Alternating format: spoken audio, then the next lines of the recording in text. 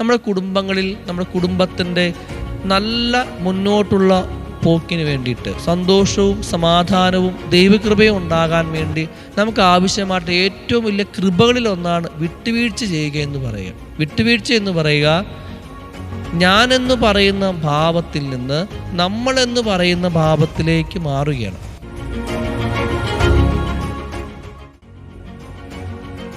കോരിന്തോസിലെ സഭയ്ക്ക് എഴുതപ്പെട്ട ഒന്നാമത്തെ ലേഖനം 13-ാം അധ്യായം 5-ാമത്തെ വാക്യം.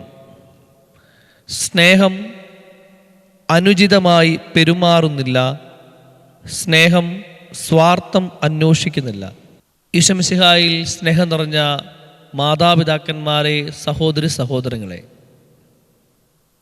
എല്ലാവർക്കും ദൈവാനുഗ്രഹം നിറഞ്ഞ, പരസ്പരം സ്നേഹം നിറഞ്ഞ നല്ലൊരു ആഴ്ച നേരുകയാണ്. നിങ്ങളെയും നിങ്ങളുടെ കുടുംബത്തെയും നിങ്ങളുടെ കുടുംബത്തിലുള്ള മാതാപിതാക്കന്മാരെയും സഹോദരങ്ങളെയും മക്കളെയും എല്ലാവരെയും ദൈവത്തിൻ്റെ സ്നേഹത്തിന് കാഴ്ചവെച്ച് പ്രാർത്ഥിക്കുന്നു. നിങ്ങളുടെ കുടുംബങ്ങളിൽ സന്തോഷം നിറയട്ടെ, നിങ്ങളുടെ കുടുംബങ്ങളിൽ പരസ്പര സ്നേഹവും നന്മയും നിറയട്ടെ എന്ന് ഒത്തിരി സ്നേഹത്തോടു കൂടി പ്രാർത്ഥിക്കുകയാണ്. ഇന്ന് നമ്മൾ കാണാൻ വേണ്ടി പോകുന്നത്, നമ്മുടെ കുടുംബജീവിതത്തിൽ നമുക്ക് ഏറ്റവും ആവശ്യമായിട്ടുള്ള ഒരു പുണ്യമെന്ന് പറയുക വിട്ടുവീഴ്ച ചെയ്യുക എന്നതാണ്. നമ്മുടെ കുടുംബങ്ങളിൽ ഏറ്റവും ആവശ്യമായിട്ടുള്ള പുണ്യങ്ങളൊന്നാണ് വിട്ടുവീഴ്ച ചെയ്യുക, അല്ലെങ്കിൽ അഡ്ജസ്റ്റ്മെൻറ്റ് ചെയ്യുക എന്ന് പറയുന്ന കാര്യം. പലപ്പോഴും ചില കുടുംബങ്ങളിലൊക്കെ നമ്മൾ കേൾക്കുന്നൊരു വാക്കാണ്, ഇത് എൻ്റെ വീടാണ്, ഞാൻ പറയുന്നത് പോലെ ഇവിടെ ജീവിക്കണം, ഞാൻ പറയുന്ന കാര്യം മാത്രമേ ഇവിടെ നടക്കാൻ പറ്റുകയുള്ളൂ, അല്ലാത്തവർക്കൊക്കെ ഈ വീട്ടിൽ നിന്ന് പോകാം എന്നൊക്കെ ചില ആൾക്കാരൊക്കെ അവരുടെ കുടുംബങ്ങളിൽ പറയുന്നത് കേൾക്കുന്നുണ്ട്. സ്നേഹം നിറഞ്ഞവരെ, നമ്മുടെ കുടുംബങ്ങളിൽ നമുക്ക് ഏറ്റവും ആവശ്യമായിട്ടുള്ള പുണ്യങ്ങളിലൊന്നാണ് വിട്ടുവീഴ്ച ചെയ്യുക. എല്ലാവർക്കും അവരുടേതായ സ്വന്തമായ താല്പര്യങ്ങളുണ്ട്, സ്വന്തമായ തീരുമാനങ്ങൾ ഉണ്ട്. എന്നാൽ ഒരു കുടുംബമായി നമ്മൾ ജീവിക്കുമ്പോൾ ആ കുടുംബത്തിൻ്റെ നല്ല നടത്തിപ്പിനെ, സന്തോഷപൂർവ്വം ആ കുടുംബം മുന്നോട്ട് പോകാൻ വേണ്ടി, ആ കുടുംബത്തിലെ ആളുകളെല്ലാം ഒരുമിച്ച് നിൽക്കുവാൻ വേണ്ടി നമുക്ക് വേണ്ട ഏറ്റവും വലിയ പുണ്യങ്ങളിൽ ഒന്നാണ് വിട്ടുവീഴ്ച ചെയ്യുക എന്ന് പറയുന്നത്. Hallelujah, hallelujah. നമ്മുടെ കുടുംബങ്ങളിൽ നമുക്ക് ഏറ്റവും ആവശ്യമായ പുണ്യങ്ങൾ ഒന്നാണ് വിട്ടുവീഴ്ച ചെയ്യുക, അല്ലെങ്കിൽ അഡ്ജസ്റ്റ് ചെയ്യുക. ജീവിത പങ്കാളിയോട്, മക്കളോട് അഡ്ജസ്റ്റ് ചെയ്യാൻ വേണ്ടി നമ്മൾ പലപ്പോഴും നമ്മുടെ ജീവിതത്തിൽ പഠിക്കണം. ഈ അഡ്ജസ്റ്റ്മെൻ്റ് എന്ന് പറയുന്നത് അതൊരു കലയാണ്. അഡ്ജസ്റ്റ് ചെയ്യുക, വിട്ടുവീഴ്ച ചെയ്യുക എന്ന് പറയുന്നത് ഒരു കലയാണ്. നമ്മുടെ ജീവിതത്തിൽ പലപ്പോഴും ഈ ഒരു കലാവിരുത് നമുക്കില്ല. പലപ്പോഴും നമ്മൾ പറയാറുണ്ട്, ഞാൻ തീരുമാനിച്ചതാണ്, ഞാൻ പറഞ്ഞാൽ ഞാൻ പറഞ്ഞതാണ്, ഞാൻ ഇങ്ങനെ മാത്രമേ ചെയ്യുകയുള്ളൂ. ഇത് നമ്മുടെ കുടുംബങ്ങളെ നശിപ്പിച്ച് കളയുകയും കുടുംബങ്ങളിലുള്ള സന്തോഷം മാറ്റിക്കളയുകയും ചെയ്യും. ഞാനൊരു കുടുംബത്തെ ഫാമിലി കൗൺസിൽ ചെയ്തുകൊണ്ടിരിക്കുമ്പോൾ ആ കുടുംബത്തിലെ ഭാര്യ പറഞ്ഞൊരു കാര്യമാണ്, അച്ഛാ, എൻ്റെ ജീവിത പങ്കാളി ഒരു വിട്ടുവീഴ്ചയ്ക്കും തയ്യാറായില്ല. എണീക്കുന്ന കാര്യത്തിൽ, ഭക്ഷണത്തിൻ്റെ കാര്യത്തിൽ, ജോലിയുടെ കാര്യത്തിൽ, പൈസ ചെലവഴിക്കുന്നതിൽ ഒരു വിട്ടുവീഴ്ചയും ചെലവഴിക്കില്ല. കുടുംബമായിട്ട് സന്തോഷിക്കുവാൻ വേണ്ടി ഒന്ന് പുറത്തു പോകുവാനോ ഒന്നും ഒരു വിട്ടുവീഴ്ചയ്ക്ക് അദ്ദേഹം തയ്യാറാവുകയില്ല. അതുകൊണ്ട് എൻ്റെ ജീവിതം എന്ന് പറയുന്നത് നരകതുല്യമായിട്ട് ഞാൻ നയിച്ചുകൊണ്ടിരിക്കുകയാണ്. സ്നേഹം നിറഞ്ഞവരെ, നമ്മുടെ കുടുംബങ്ങളിൽ, നമ്മുടെ കുടുംബത്തിൻ്റെ നല്ല മുന്നോട്ടുള്ള പോക്കിന് വേണ്ടിയിട്ട്, സന്തോഷവും സമാധാനവും ദൈവകൃപയും ഉണ്ടാകാൻ വേണ്ടി നമുക്ക് ആവശ്യമായിട്ട് ഏറ്റവും വലിയ കൃപകളിലൊന്നാണ് വിട്ടുവീഴ്ച ചെയ്യുക എന്ന് പറയുക. ഈശോയോട് ശിഷ്യന്മാരെക്കുറിച്ച് ആൾക്കാർ പറഞ്ഞു, അവർ ഉപവസിക്കാതെ ഭക്ഷിക്കുന്നത് കണ്ടില്ലേ, അവർ കൈ കഴുകാതെ ഭക്ഷിക്കുന്നത് കണ്ടില്ലേ. ഈശോ എന്ത് ചെയ്തു? ചില വിട്ടുവീഴ്ചകൾക്ക് തയ്യാറായി, പാപികളോടും കൂടെ ഉണ്ടായിരുന്ന ആളുകളോടുമൊക്കെ. നമ്മുടെ ജീവിതത്തിലും നമ്മുടെ കൂടെയുള്ള ജീവിത പങ്കാളിയോട്, മക്കളോട്, മാതാപിതാക്കന്മാരോടൊക്കെ ചില വിട്ടുവീഴ്ചകൾക്ക് നമ്മൾ തയ്യാറാകണം. ഇതൊരു കൃപയും ഒരു പുണ്യമായിട്ട് നമ്മളെല്ലാവരും കരുതണം. സാമ്പത്തിക കാര്യങ്ങളിൽ ചില വിട്ടുവീഴ്ചകൾ നമ്മൾ ചെയ്യുക. കുടുംബത്തിൻ്റെ സന്തോഷത്തിന് വേണ്ടി ചില സാമ്പത്തിക കാര്യങ്ങളിൽ നമ്മൾ ചില വിട്ടുവീഴ്ചകൾ ചെയ്യുക. ചില സമയക്രമങ്ങളിൽ വിട്ടുവീഴ്ച ചെയ്യുക. പലപ്പോഴും ചില ആളുകൾ എന്ത് ചെയ്യും, ഈ ഒരു കാര്യത്തിൽ വിട്ടുവീഴ്ച ചെയ്യാറില്ല. ഒരിക്കലും അവർ കുടുംബമായിട്ട് ഒരുമിച്ച് സന്തോഷിക്കുന്ന സമയങ്ങൾ അവരുടെ ജീവിതത്തിൽ ഉണ്ടാവില്ല.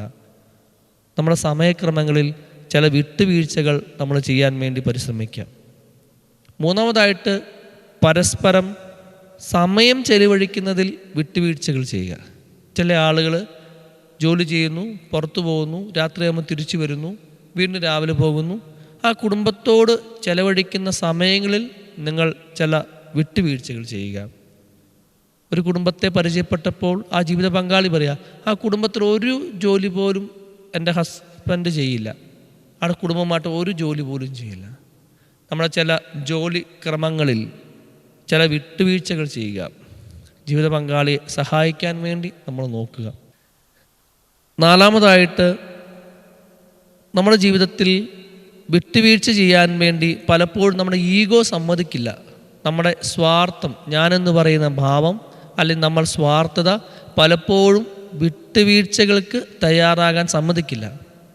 പലപ്പോഴും മനസ്സിങ്ങനെ പറഞ്ഞുകൊണ്ടിരിക്കും, അങ്ങനെ വിട്ടാൽ പറ്റില്ലല്ലോ, എനിക്ക് എൻ്റെ വീട്ടിൽ ഒരു വില ഉണ്ടാകാൻ വേണ്ടി ഇങ്ങനെയൊക്കെ നിൽക്കണം. അത് കാലക്രമത്തിൽ വലിയൊരു തിന്മയായിട്ട് നമ്മുടെ ജീവിതത്തെയും നമ്മുടെ കുടുംബത്തെയും ബാധിക്കാൻ വേണ്ടി തുടങ്ങും. അങ്ങനെ വിട്ടുവീഴ്ചകൾക്ക് തയ്യാറാകാത്ത മനുഷ്യരൊക്കെ ഉണ്ടെങ്കിൽ അവർ മനസ്സിലാക്കേണ്ട ഒരു കാര്യമുണ്ട്, ഈ അഡ്ജസ്റ്റ്മെൻ്റ് എന്ന് പറയുന്നത് അത് പോസിറ്റീവായിട്ടൊരു ക്വാളിറ്റിയാണ്, പോസിറ്റീവായിട്ടുള്ള ഒരു ഗുണമാണ്. അത് വിട്ടുവീഴ്ചകൾക്ക് തയ്യാറാകുമ്പോഴാണ് ഒരു കുടുംബം നല്ല രീതിയിൽ മുന്നോട്ട് പോകാൻ വേണ്ടി പരിശ്രമിക്കുക. ചില കുടുംബങ്ങളിൽ ചില ആൾക്കാർ വിട്ടുവീഴ്ചകൾക്ക് തയ്യാറാകുന്നുണ്ട്, അയാൾ മാത്രമായിരിക്കും ചിലപ്പോൾ ആ വീട്ടിൽ വിട്ടുവീഴ്ചകൾ തയ്യാറാകുക. വിട്ടുവീഴ്ച ചെയ്യുക, അഡ്ജസ്റ്റ് ചെയ്യുക എന്ന് പറഞ്ഞ ഒരു നെഗറ്റീവായിട്ടുള്ള കാര്യമല്ല. എൻ്റെ സ്വന്തമായിട്ടുള്ള തീരുമാനം ഞാൻ മാറ്റി വെക്കുന്നതോ എൻ്റെ സ്വന്തമായ തീരുമാനം ഞാൻ വേണ്ടാതെ വെക്കുന്നതല്ല വിട്ടുവീഴ്ച എന്ന് പറയുക. വിട്ടുവീഴ്ച എന്ന് പറയുക, ഞാനെന്ന് പറയുന്ന ഭാവത്തിൽ നിന്ന് നമ്മളെന്ന് പറയുന്ന ഭാവത്തിലേക്ക് മാറുകയാണ്.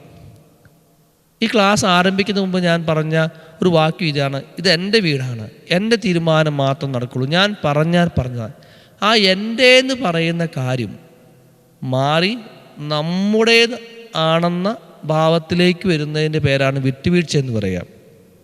ഇത് നമ്മുടെ തീരുമാനമാണ്, ഇത് നമ്മുടെ വീടാണ്, ഇത് നമ്മുടെ തീരുമാനമാണ് ഇവിടെ നടക്കുന്നതെന്ന് പറയുമ്പോൾ ഞാനെന്ന് പറയുന്ന ഭാവത്തിൽ നിന്ന് മാറി നമ്മളെന്ന് പറയുന്ന ഭാവത്തിലേക്ക് വരാൻ തുടങ്ങും. ഇതിൻ്റെ പേരാണ് വിട്ടുവീഴ്ച എന്ന് പറയുക. അപ്പോൾ ഞാനെന്ന് പറയുന്ന ഭാവം മാറി എൻ്റെ കുടുംബത്തിൻ്റെ തീരുമാനമായി, എൻ്റെ കുടുംബത്തിൻ്റെ സമാധാനമായി, എൻ്റെ കുടുംബത്തിൻ്റെ സന്തോഷമായി, എൻ്റെ കുടുംബത്തിന് നന്മയ്ക്ക് വേണ്ടി എന്ന കാര്യം വരും. പലപ്പോഴും വിട്ടുവീഴ്ചകൾക്ക് തയ്യാറാകാത്ത മനുഷ്യരെല്ലാം സ്വാർത്ഥരായിട്ടുള്ള മനുഷ്യരാണ്. അവരുടേതായിട്ടുള്ള കാര്യങ്ങൾക്ക് വേണ്ടി അവർ മറ്റുള്ളവരെ പതുക്കെ ഉപയോഗിക്കാൻ വേണ്ടി തുടങ്ങും. ഈ വിട്ടുവീഴ്ച എന്ന് പറഞ്ഞാൽ ചില മനുഷ്യർ വിട്ടുവീഴ്ച ചെയ്ത് അവരുടെ സ്വത്വഭാഗം തന്നെ അവരുടെ ജീവിതം മുഴുവൻ മാറ്റിവെച്ചിട്ടുണ്ട്. ചില അമ്മമാർ, ചില ഭാര്യമാർ, ചില പിതാക്കന്മാരും ചില ഭർത്താക്കന്മാരും വിട്ടുവീഴ്ച ചെയ്ത് മടുത്തു പോയിട്ടുള്ള ചില ആൾക്കാരുണ്ടാവാം.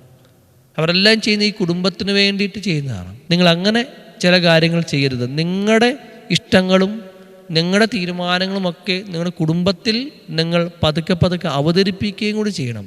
വിട്ടുവീഴ്ച കൊണ്ട് ഉദ്ദേശിക്കുന്ന ആരുടെയും അടിമയായിട്ട് തീരുകയല്ല. സ്നേഹം നിറഞ്ഞവരെ, നമ്മുടെ ജീവിതത്തിൽ ഈ വിട്ടുവീഴ്ച എന്ന് പറയുന്ന, അഡ്ജസ്റ്റ്മെൻ്റ് എന്ന് പറയുന്ന ഒരു പുണ്യത്തിന് വേണ്ടി നമുക്ക് പ്രാർത്ഥിക്കാം.